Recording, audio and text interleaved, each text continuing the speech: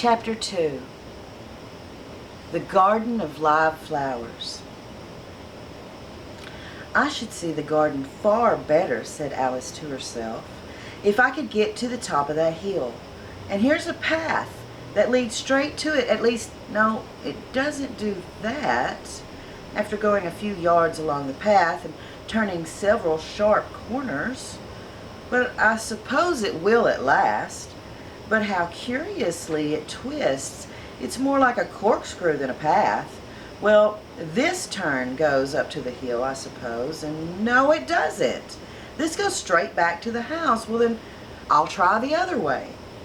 And so she did, wandering up and down and trying turn after turn, but always coming back to the house. Do what she would, indeed once, when she turned a corner rather more quickly than usual, she ran against it before she could stop herself.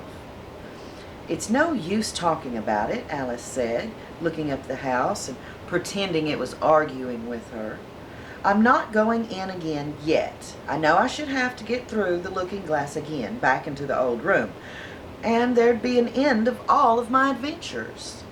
So, resolutely turning her back upon the house, she set out once more down the path, determined to keep straight on till she got to the hill. For a few minutes all went on well, and she was just saying, "I really shall do it this time," when the path gave a sudden twist and shook itself, as she described it afterwards, and the next moment she found herself actually walking in at the door. "Oh, it's too bad," she cried. "I never saw such a house for getting in the way, never." However, there was the hill in full sight, so there was nothing to be done but start again. This time she came upon a large flower bed with a border of daisies and a willow tree growing in the middle. "Oh, Tiger Lily," said Alice, addressing herself to one that was waving gracefully about in the wind, "I wish you could talk." "But we can talk," said the Tiger Lily, "when there's anybody worth talking to."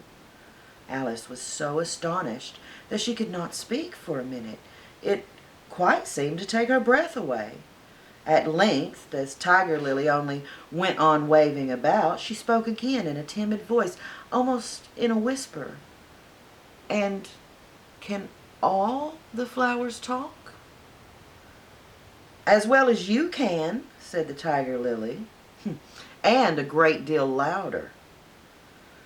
"It isn't manners for us to begin, you know," said the Rose, "and I really was wondering when you'd speak. Said I to myself, her face has got some sense in it, though it's not a clever one. Still, you're the right color, and that goes a long way." "Oh, I don't give a care about the color," said Tiger Lily.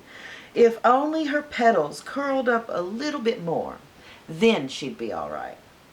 Alice didn't like being criticized, so she began asking questions.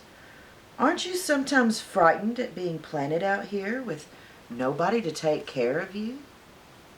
"Well, there's the tree in the middle," said the Rose. "What else do you think it's good for?" "But what could it do if any danger came?" Alice asked. "It says, 'Bow wow,'" cried a daisy. "That's why its branches are called bows." "Didn't you know that?" cried another daisy. And here they all began shouting together till the air seemed quite full of little shrill voices. "Silence, every one of you!"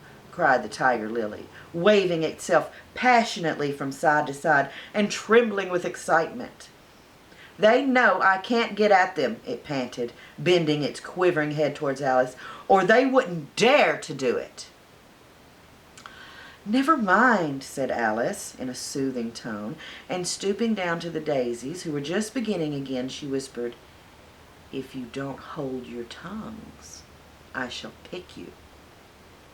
There was a silence in a moment, and several of the pink daisies turned white.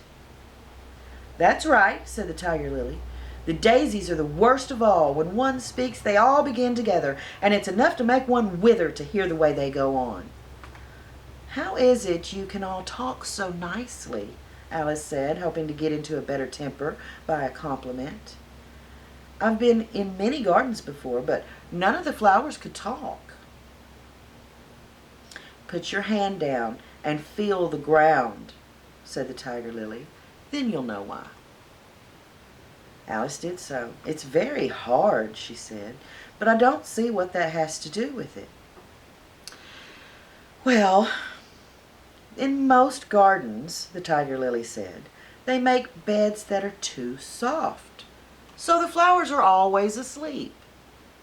This sounded like a very good reason, and Alice was quite pleased to know it. Well, I never thought of that before, she said. It's my opinion that you never think at all, said the rose in a rather severe tone. I never saw anybody that looked stupider, a violet said so suddenly that Alice quite jumped, for it hadn't spoken before. Hold your tongue, cried the tiger lily, as if you ever saw anybody. You keep your head under the leaves and snore away there till you know no more what's going on in the world than if you were a bud. Are there any more people in the garden besides me? Alice said, not choosing to notice the rose's last remark. There's one other flower in the garden that can move about like you, said the rose. I wonder how you do it. You're always wondering, said the tiger lily, but she's more bushy than you are. Is she like me? Alice asked eagerly, for the thought crossed her mind, there's another little girl in this garden somewhere. Well, she is the same awkward shape as you, the rose said, but she's redder, and her petals are shorter, I think. Her petals are done up close, almost like dahlias, the tiger lily interrupted, not tumbled about anyhow like yours. But that's not your fault, the rose said kindly. You're beginning to fade, you know, and then one can't help one's petals getting, a little untidy. Alice didn't like this idea at all, so to change the subject, she asked, does she ever come out here? I dare say you'll see her soon, said the rose. She's one of the thorny kind. Where does she wear the thorns? Alice asked with some curiosity. Why, all around her head, of course, the rose replied.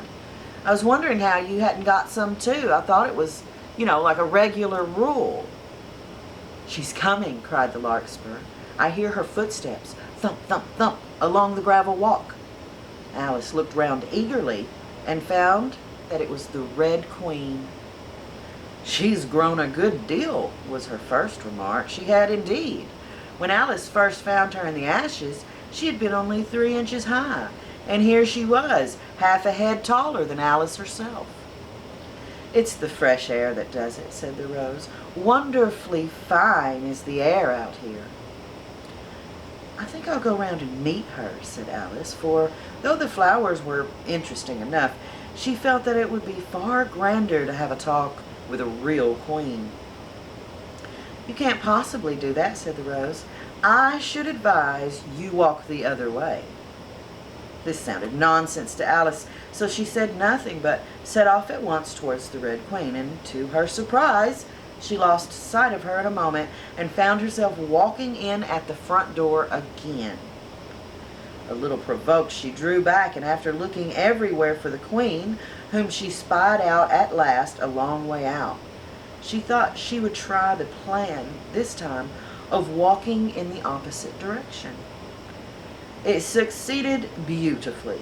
She had not been walking a minute before she found herself face to face with the Red Queen, and full in sight of the hill she had been so long aiming at.